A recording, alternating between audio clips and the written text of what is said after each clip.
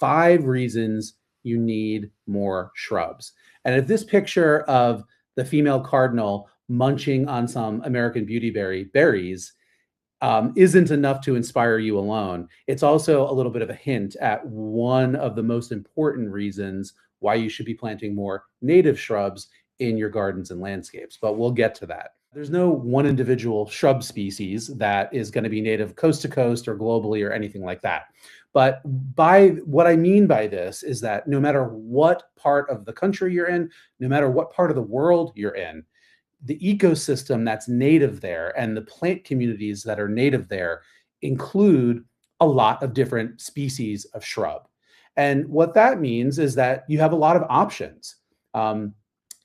Depending on where you live, you might not have ferns, for example, or you might not have succulents or cacti in your ecoregion, right?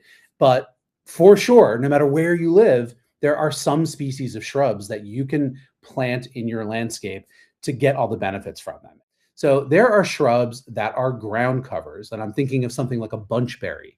Bunchberries are a kind of dogwood, and we tend to think of dogwoods as small trees or shrubs, but bunchberries are really a ground cover, and a lot of people, might mistake them for kind of like a perennial herbaceous plant that does not have a woody stem, but just because of the form.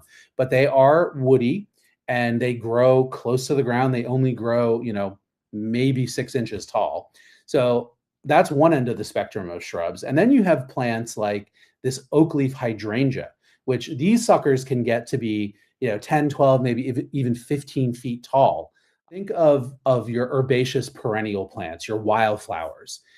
They're active during the spring and the summer and then into the fall, but, they generally die back in the fall and they're kind of dead and dormant. And oftentimes the upper parts of the plant kind of go away in the winter months. And they oftentimes too, at least from a kind of a conventional point of view, offer sort of beautiful aspects for your landscape, really only in like 1 or maybe 2 seasons, when they're blooming for the most part. And I sort of couch that a little bit because I personally think the dead stems of perennials are very beautiful, and they do add a lot of architectural interest in the fall and through the winter if you leave them standing. But that's another talk. As far as shrubs go, because they are woody plants, they are going to provide structure in your garden in all of the seasons. The most important way you can provide that habitat is by planting native plants. Native plants are the foundation of the food web.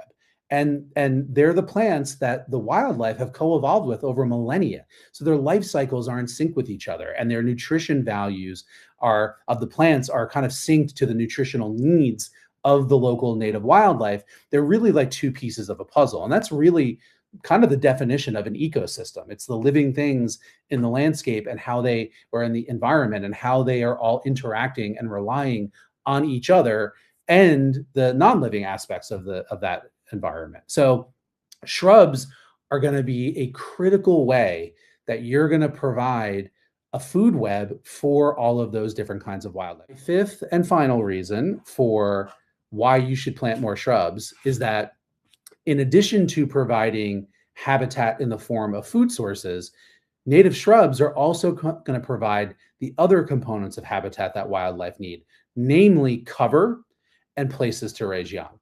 So cover really is just giving wildlife places where they can get out of the elements, where they can, get out of bad weather, whether it's extreme heat, cold, snow, rain, high winds, whatever, compared to a blank lawn, right? That doesn't provide any cover. So because of, really some of the reasons I've already talked about, the structure that shrubs provide and the fact that no matter where you are, you can add them to your landscape, if you do that, that your garden and your landscape is always going to be providing some form of cover for wildlife. You are going to have a better, more productive, produce garden if you plant native plants in your landscape as well. And the reason is because of pollinators. Well, not just pollinators, but pollinators are the reason why many of our food plants produce the food. Squash, eggplant, tomato, peppers, these are all pollinated by insects, mostly bees, right? And so you want to attract those those pollinating insects to your yard. And so if outside the confines of your vegetable bed, the rest of your landscape has pollinator attracting plants, well, guess what? You're going to have more likelihood that your plants are going to get the best pollination that they can. And therefore, you're going to have the most productive garden. Keep doing it. And gardening's a journey too. Don't feel like you have to be an expert.